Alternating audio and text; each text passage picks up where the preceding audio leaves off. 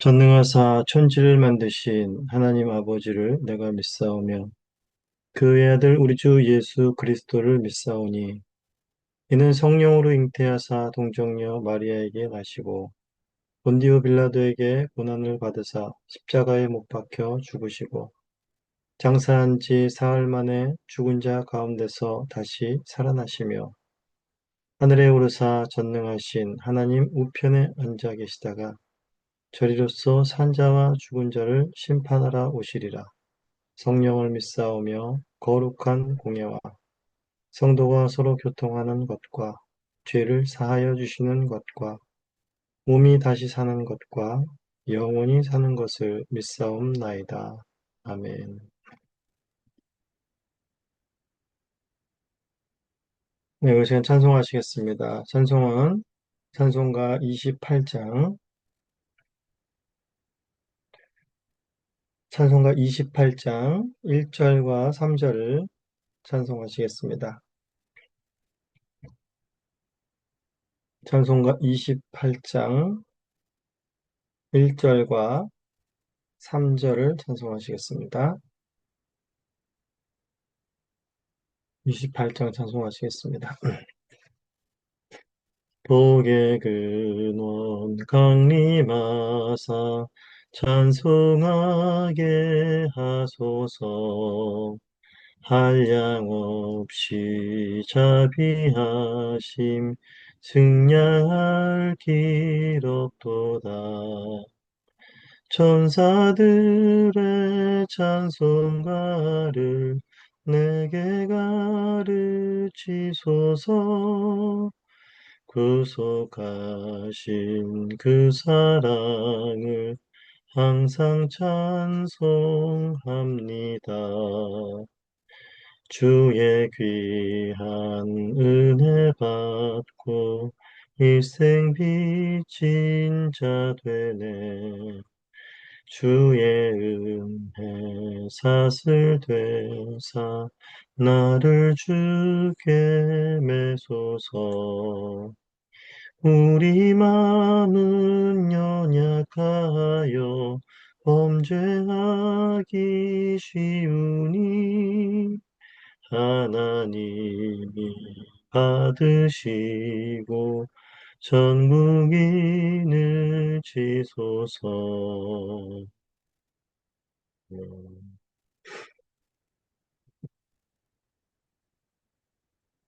하나님 아버지 감사합니다.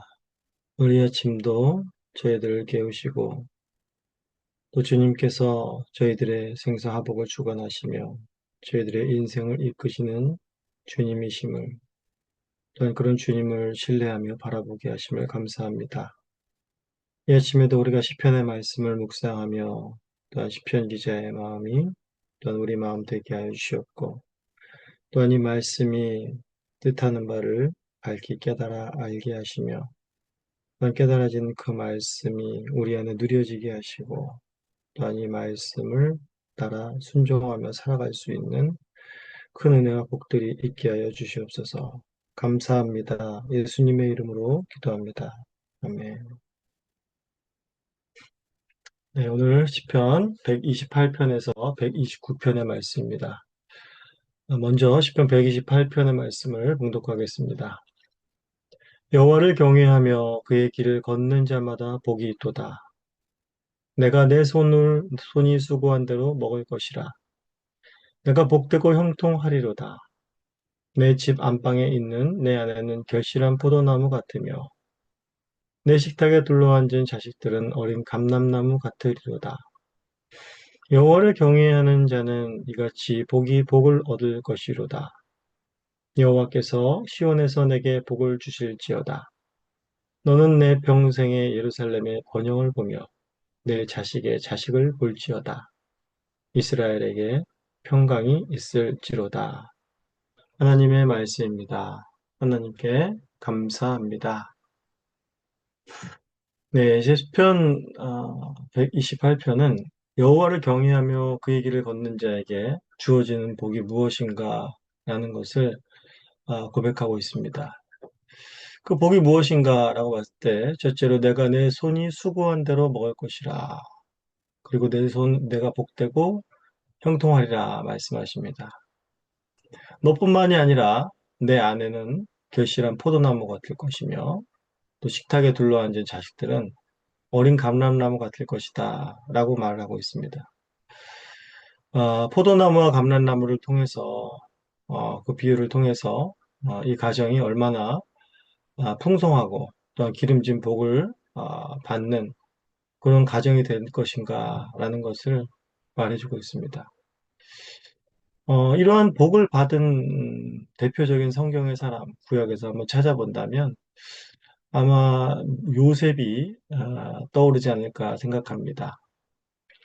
요셉은 이제 형제들의 미움을 받고 애굽의 노예로 팔려갔지만 요셉은 어떤 사람이었습니까? 끝까지 하나님을 경외하고 또 하나님의 원하시는 길을 걷는 그런 사람이었습니다. 대표적으로 이 요셉을 통해서 형통한 인생이라고 성경은 계속 말하고 있지요. 형통한 인생으로 참 복을 받은 대표적인 인생이 아닐까. 오늘 시편 기자가 말하는 그런 복에 합당한 사람이 아닐까 생각이 됩니다. 요셉으로 인해서 이스라엘의 모든 이 가족이 분리되었고 정말 뿔뿔이 흩어질 수밖에 없었던 불화할 수밖에 없었던 그런 이스라엘 가족들이 한데 모이게 되고 거기서 한데 모여서 같이 또 먹고 마시며 그런 복된 모습이 요셉을 통해서 실현이 되는데 마치 오늘 시편에서 실현되는 그런 이상적인 모습, 그런 복된 모습 같아 보입니다. 하나님을 경외하고 그 길을 걷는 자에게 하나님께서 복을 주신다라는 것은 어찌 보면 정말 당연하다라는 것으로 볼 수 있습니다. 악인들에게까지도 자비와 긍휼을 베푸시는 하나님이신데 하물며 하나님을 경외하고 그 길을 걷는 자에게 하나님이 복을 주시지 않겠습니까? 그런데 여기서 주의할 것은 여호와를 경외한다고 해서 이 땅에서 꼭 이런 복을, 이런 이상이 실현된다라는 것은 아닙니다. 어쩔 때는 악인들의 삶이 더 형통해 보일 때도 많죠. 그리고 그들은 자신이 수고한 것 이상으로 잘 먹고 잘 살고 또 아내나 자식들이 잘 되는 경우도 많습니다. 반면 여호와를 경외하여도 가난하며 아내나 자식들이 다 그렇게 잘 되는 것이 아닙니다. 이 본문에서 포인트는 여호와를 경외했더니 가족이 복받더라. 또는 내가 수고 얼마를 투자했더니 그만큼의 수확을 거둬들였더라. 내가 이만큼 일을 했더니 거기에 합당한 보수를 받았더라. 라는 것에 있는 것이 아닙니다. 물론 그와 같은 것이 또한 여호와께서 주시는 복이지만 거기에 핵심이 들어있지 않다라는 것이죠. 시편 127편 1절 2절에서 어제 무엇라 말했습니까? 여호와가 없이는 집을 세우는 수고도 또 수고의 떡을 먹음도 모두 헛되다라고 말합니다. 반면에 오늘 본문에서는 여호와를 경외하면 수고한 대로 먹고 복을 받고 형통케 된다는 것이지요.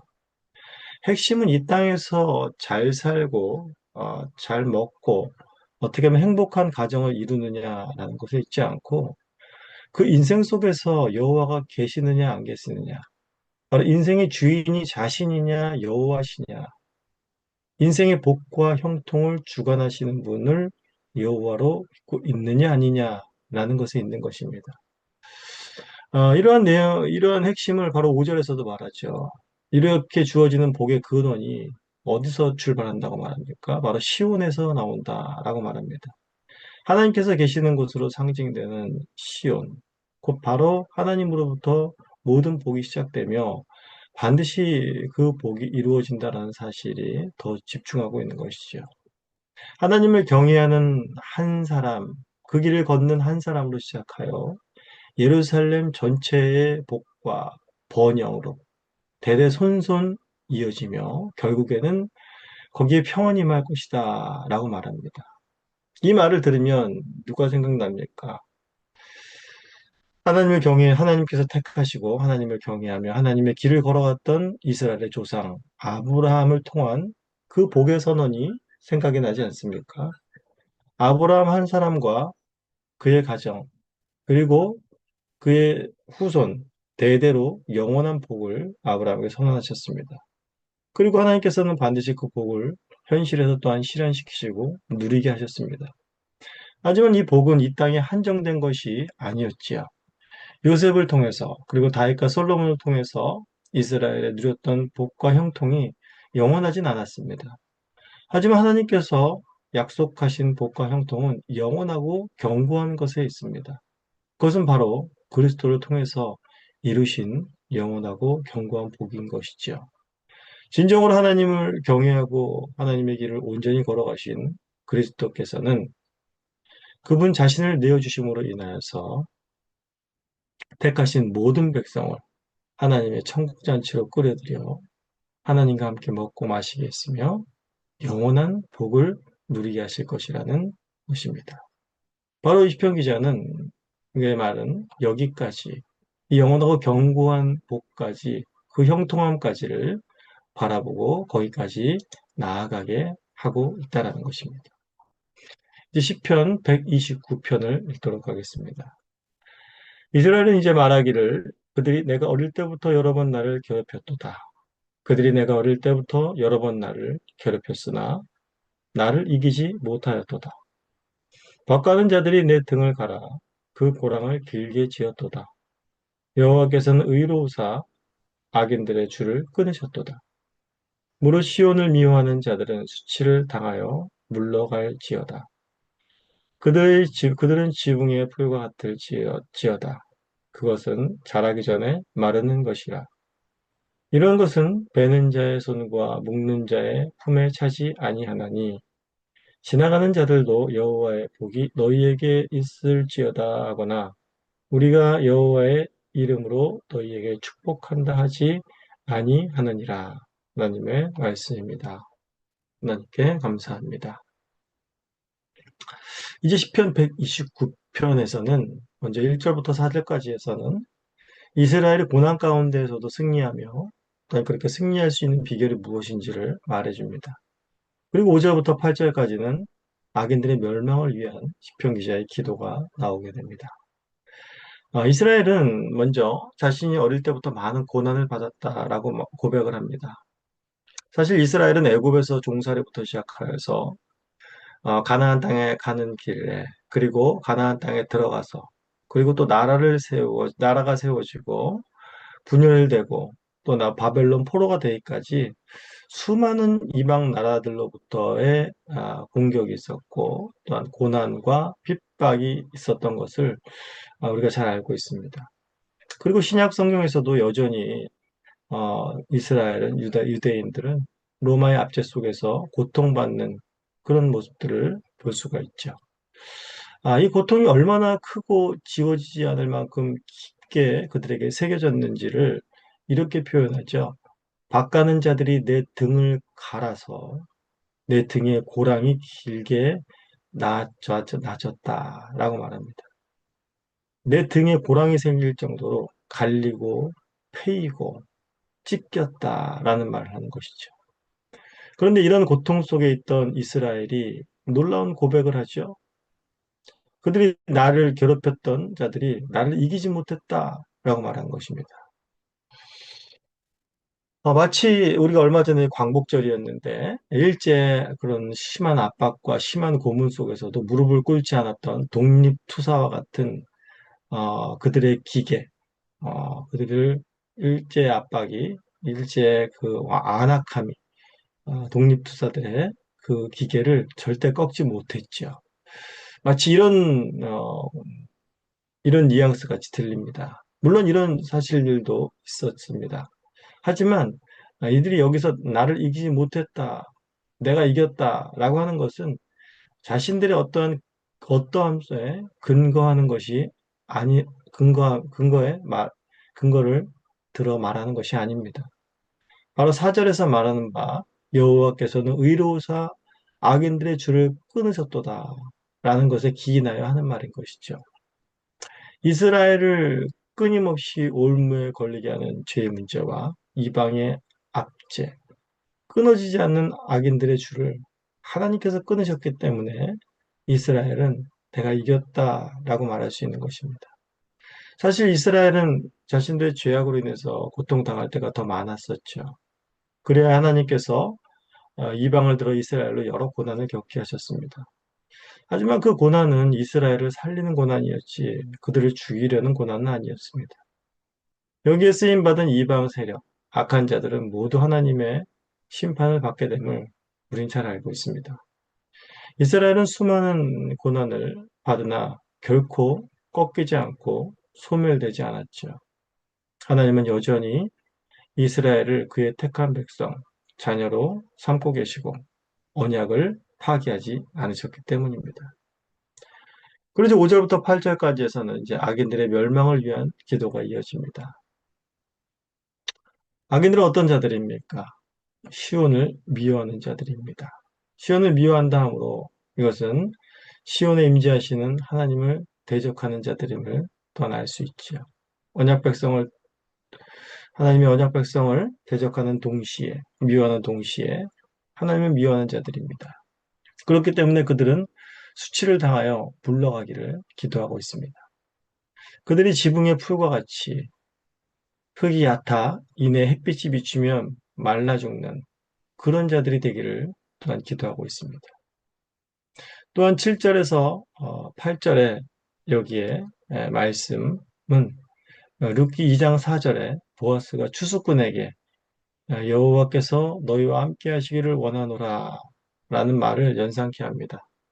7절에서 이 베는 자들은 바로 수확하는 자의 의미인데 바로 이런 자들에게 추수하는 자들에게 여호와께서 함께 하시기를 원한다라든지 복이 있기를 원한다라든지 하는 그런 말이 바로 악인들에게는 없을 것이다 라는 말인 것이죠.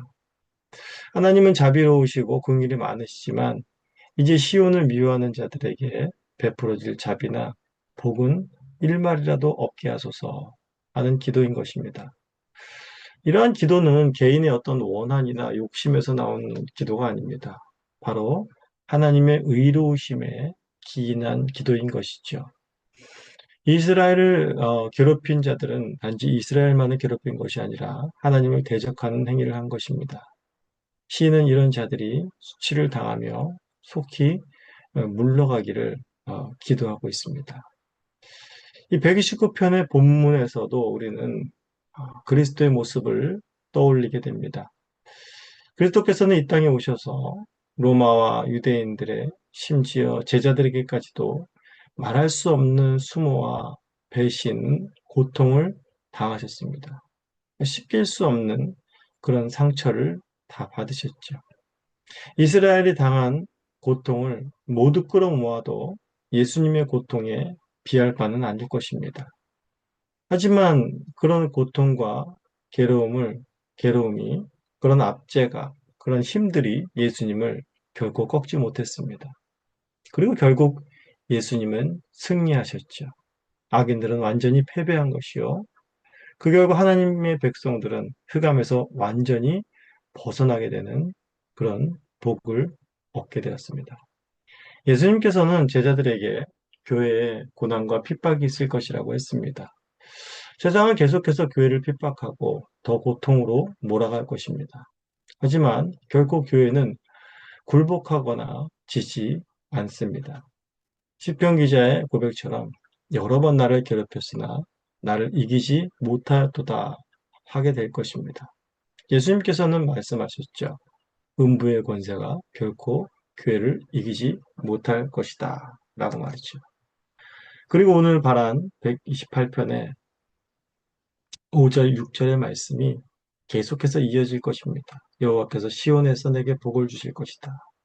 너는 평생의 예루살렘의 번영을 보며 내 자식의 자식을 볼지어다. 결국에 이스라엘에 평강이 있을지어다. 이것이 바로 이스라엘에게 주어진 변함없는 복이며 오늘날 우리 하나님의 백성인 우리에게, 교회에게 주어진 복인 것입니다.